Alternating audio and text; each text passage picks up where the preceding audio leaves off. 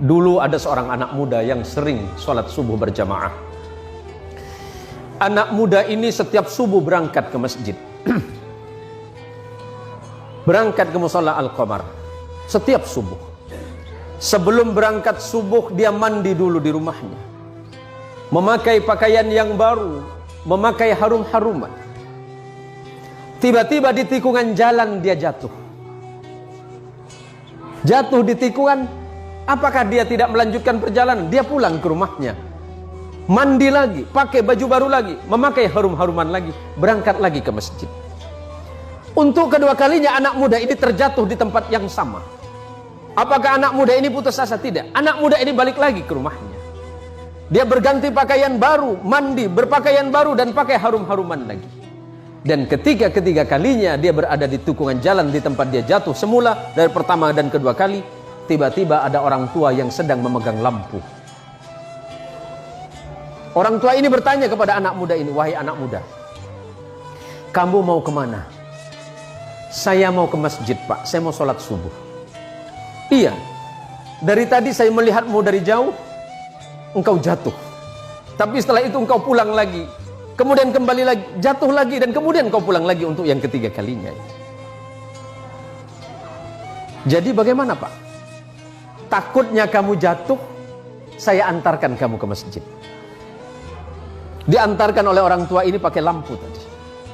Sesampainya di depan masjid, sesampainya di depan mushola Al-Qamar, anggap Al-Qamar. Sesampai di depan mushola, orang ini bertanya, "Anak muda, apakah kamu masih mau sholat?" "Iya, Pak." "Apakah Bapak mau sholat dengan saya?" "Tidak." "Kenapa Bapak nggak mau sholat, cuma mengantarkan saya?" "Iya, karena memang tugas saya hanya ingin mengantarkanmu ke masjid ini." "Bapak kenapa nggak mau sholat?" Orang ini berkata, "Karena aku adalah syaitan." "Kenapa, Pak? Kok bisa?" "Iya. Hei anak muda, kamu tahu tidak yang menjatuhkanmu 1 kali dan 2 kali itu siapa? Itu saya." "Bapak siapa?" "Saya setan." "Tapi kenapa kalau memang Bapak setan masih mengantarkan saya ke masjid ini?"